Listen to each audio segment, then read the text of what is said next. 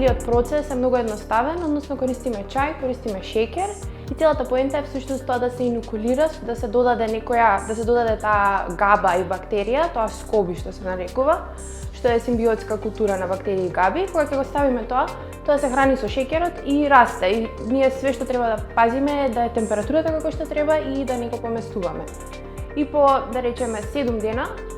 треба да се појави слој кој што ќе биде доволно дебел, зависно од тоа што сакаме ние да направиме од тоа, бидејќи од таа комбуха може да направиме повеќе материјали и во зависност од тоа гледаме количината на шеќер што ја ставаме, количината на чај, колку брзо сакаме да ни порасне и така натаму. И потоа, од кога ќе порасне, го вадиме тоа, го миеме, бидејќи има шеќер, мора да го тргнеме шеќерот. Зависно дали сакаме да го обоиме во некоја боја или не, најчесто користиме природни бои и потоа го сушиме и го третираме со специјално ние што ги имаме направено за премачкување, што исто гледаме да е биоразградливо, односно најчесто е кокос или масло од кокос за да даде еластичност или пчелин восок за да даде водоотпорност.